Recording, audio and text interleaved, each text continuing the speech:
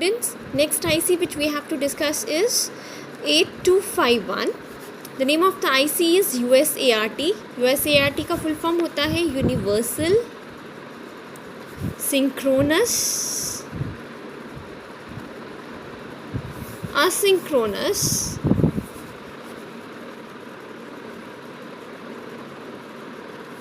Receiver and Transmitter. See class. ऐसा नाम इस आईसी को इसलिए दिया गया है बिकॉज़ ये आईसी रिसीवर की तरह भी काम कर सकती है. Means it can receive data from the outside. It can act as a transmitter as well, which means that it can transmit data to outside. और ये दो मोड्स में ऑपरेट हो सकती है, synchronous and asynchronous. See synchronous का मतलब क्या होता है? ट्रांसमीटर क्लॉक रिसीवर क्लॉक से सिंक्रोनाइज्ड होगी. Transmitter and receiver both will follow the same clock. Asynchronous means transmitter की क्लॉक और रिसीवर की क्लॉक दोनों सेम नहीं होगी. असिंक्रोनस कम्युनिकेशन में ऐसा होता है. सी आगे बढ़ते हैं क्लास. कुछ मैं बेसिक चीज़ें सबसे पहले बता देती हूँ 8251 से रिलेटेड. उसके बाद मैं नेक्स्ट लेक्चर से 8251 का ब्लॉक डायग्राम डिस्कस करूँगी. ठीक है. C class. Communication methods. Communication methods. Number 1 is simplex. Number 2 is half duplex. Number 3 is full duplex. Class. Simplex में क्या होता है? एक सिस्टम दूसरे सिस्टम को डेटा भेज सकता है. ये वन वे है, यानी कि सिस्टम 1 ही सिस्टम 2 को डेटा ट्रांसमिट कर सकता है. सिस्टम 2 सिस्टम 1 को डेटा ट्रांसमिट नहीं कर सकता. यानी कि इस साइड में इस डायरेक्शन में डेटा का फ्लो पॉसिबल नहीं है. This is called simplex. Next मैंने बोला हाफ डुप्लेक्स. हाफ डुप्लेक्स में S1 सिस्टम S2 सिस्टम को डेटा ट्रांसमिट कर सकता है. इसी तरह से S2 सिस्टम भी S1 सिस्टम को डेटा ट्रांसमिट कर सकता है, but at a time data का फ्लो किसी एक पर्टिकुलर डायरेक्शन में होगा, या तो फॉरवर्ड डायरेक्शन में या फिर रिवर्स डायरेक्शन में. ठीक है. फुल डुप्लेक्स में क्या होता है? S1 S2 ये दोनों सिस्टम्स एक दूसरे को साइमल्टेनियसली डेटा ट्रांसमिट कर सकते हैं. इट इज़ पॉसिबल कि S1 S2 को डेटा ट्रांसमिट कर रहा हो और S2 S1 को डेटा ट्रांसमिट कर रहा हो. So this is full duplex method of communication. इसके अलावा जो कुछ टर्मिनोलॉजी मुझे डिस्कस करनी है, that is devices involved in communication, in data communication are of two types. Number 1 is data terminal equipment. Number 2 is data communication equipment. DTE मतलब data terminal equipment. This is data communication equipment.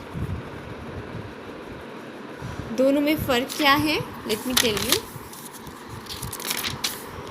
DTE data terminal equipment वो device है जो कि data transmit करता है, which has data and which transmits data. For example computer, like computer. So it's a device that actually has data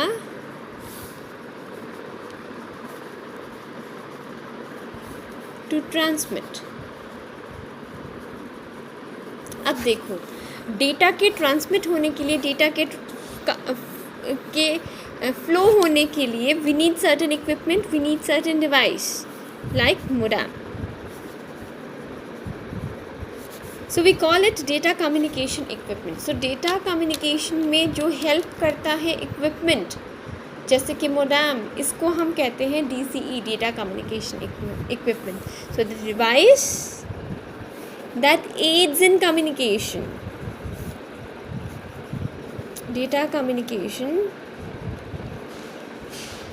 process is called DCE. Are you understanding the difference between DTE and DCE? Data terminal equipment, computer को हम terminal भी कहते हैं ना lemons language में. Computer को हम system भी कहते हैं, टर्मिनल भी कह लेते हैं, है ना. तो डेटा टर्मिनल इक्विपमेंट क्या है? वो डिवाइस जो कि डेटा को ट्रांसफ़र करता है, ठीक है. और डेटा को ट्रांसफ़र करने के लिए हमें कुछ माध्यम चाहिए होता है, कोई डिवाइस चाहिए होता है, कोई इक्विपमेंट चाहिए होता है. उस जैसे कि मोडेम, इसको हम कहते हैं data communication equipment. Communication channel अलग चीज़ होती है. कम्युनिकेशन चैनल मतलब वो पाथ जिसके थ्रू डेटा ट्रांसफ़र हो रहा है. कम्युनिकेशन चैनल वायर्ड या वायरलेस कोई भी हो सकता है. वायरलेस कम्युनिकेशन होता है ना. Mobile to mobile communication is wireless communication. Wired communication जिसमें कि दो ट्रांसमीटर और रिसीवर के बीच में एक्चुअली कोई केबल, कोई वायर, कोई कोएक्सियल केबल, कोई ट्विस्टेड पेयर केबल लगी होती है और उस केबल के थ्रू डेटा का फ्लो होता है, ठीक है. तो मीडियम अलग चीज़ हो गई, समझ रहे हो. वायर्ड वायरलेस मीडियम जो तुम पढ़ते हो that is a different thing. But data communication equipment, data terminal equipment क्या है? These are the devices. Data terminal equipment means the device which has data which is to be transmitted. Data communication equipment is the equipment that helps in data communication, like modem. Modem पहले सुना है. Modem का full form होता है modulator demodulator, यानी कि एक ऐसा डिवाइस जो मॉड्यूलेटर का काम भी करता है, डीमॉड्यूलेटर का काम भी करता है. तुमने पहले पढ़ा हो कम्युनिकेशन सिस्टम में. तो मॉड्यूलेटर की ज़रूरत आपको कहाँ पड़ती है? ट्रांसमीटर साइड पर. और डीमॉड्यूलेटर की ज़रूरत कहाँ पड़ती है आपको? रिसीवर साइड पर. आपने पढ़ा होगा कि जब भी किसी सिग्नल को हमें ट्रांसफ़र करना पड़ता है ओवर अ लॉन्ग डिस्टेंस, हम एज सच सिग्नल को ट्रांसफ़र नहीं करते क्योंकि उसकी स्ट्रेंथ कम होती है.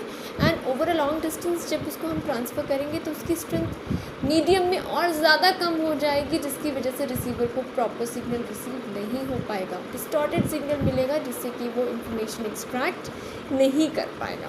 तो सिग्नल को एम्पलीफाई करने के लिए, उसकी स्ट्रेंथ को इन्हांस करने के लिए, उसकी पावर को बूस्ट करने के लिए हम उसको कैरियर के थ्रू ट्रांसमिट करते हैं. So the process of super imposing the original information bearing signal on the carrier signal is called modulation process. And demodulation is the reverse of modulation. इसमें हम कैरियर में से अपने ओरिजिनल इंफॉर्मेशन बेयरिंग सिग्नल को recover करते हैं और ये डीमॉड्यूलेशन प्रोसेस रिसीवर एंड पर होता है, ठीक है. So let's not go into much detail. तो मोडेम जब हम बोल रहे हैं तो ये कंबाइंड सिस्टम है जो मॉड्यूलेशन भी करता है और डीमॉड्यूलेशन भी करता है. तो इसका यूज़ हम ट्रांसमीटर एंड पे, रिसीवर एंड पर, दोनों एंड पे करते हैं, ठीक है. तो ये कुछ बेसिक चीज़ें थी जो मुझे 8251 पढ़ाने से पहले आप लोगों को बतानी थी. अब मैं कल के लेक्चर में 8251 का ब्लॉक डायग्राम डिस्कस करूँ, ठीक है.